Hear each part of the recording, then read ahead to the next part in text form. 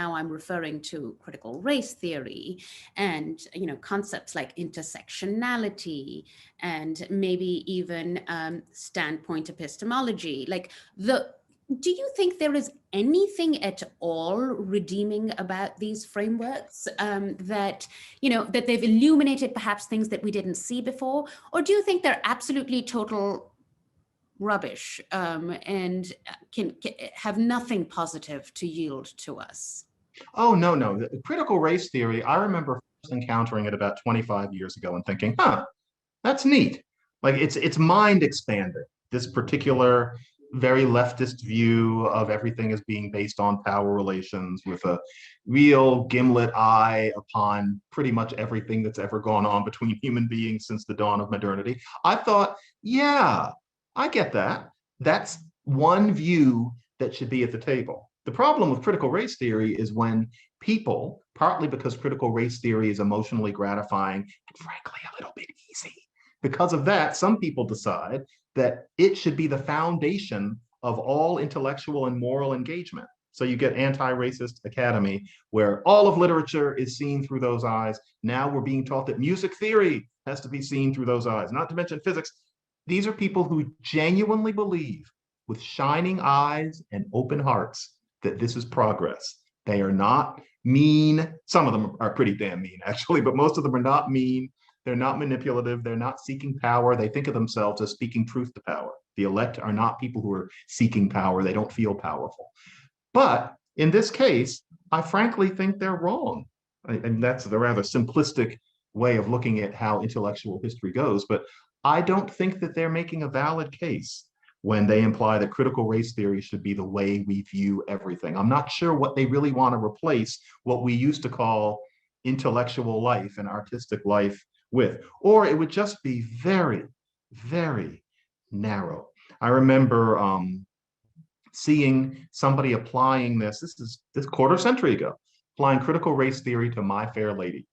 And she's talking about Henry Higgins, what he's doing to Eliza. And I'd never thought about that because I like the songs and the story.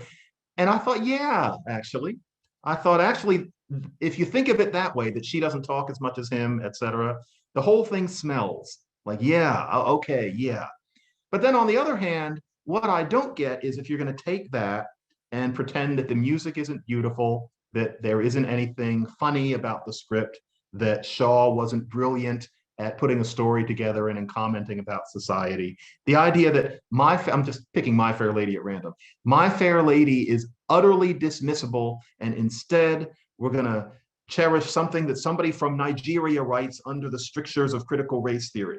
No, I think we can have both that Nigerian story and My Fair Lady. We can know there's some major problems with My Fair Lady, but we can also know that things change over time and that progress happens. That's another problem that we probably don't have time to get into, that the elects like to pretend that everything takes place at one point in time and deserves the same judgments.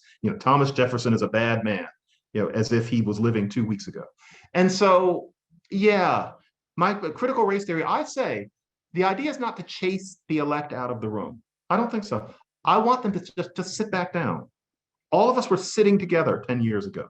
There were people like that elect person, and often they had views that were worth thinking about. This new business of classics, Don L. Peralta, who thinks that the whole classics is just white supremacy 101.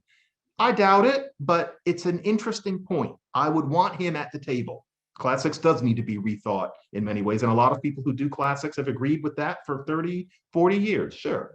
But the idea that classics should really just be abandoned completely, no. I don't think that that's the slam dunk that many people are going to pretend that it is. So I just say, sit down, folks, because lately, and especially since June 2020, the idea has been that the elect person can stand up and call a few people white supremacists and they can have anything they want. No, they just don't have that much going on. They don't understand that they are no better in that way than people under Stalin, people under Mao. Just like Stalin and Mao, they think this time we got it right. They think we're different. We really have it right.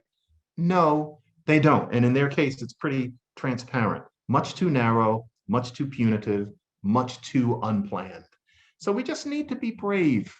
A lot of people are really afraid of being called a white supremacist on Twitter. I can guarantee you, folks, you'll live.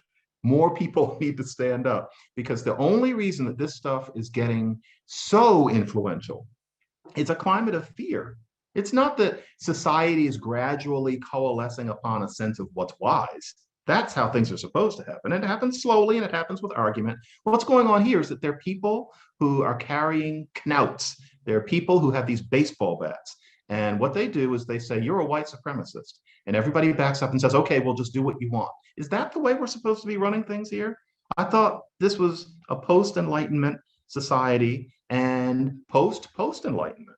It's just, it's unpretty, it's fake, it's unconstructive, and it's holding up saving Black America. Because what's really going on is a whole lot of virtue signaling. Virtue signaling isn't what helps poor Black people become less poor. We need to get back to understanding that.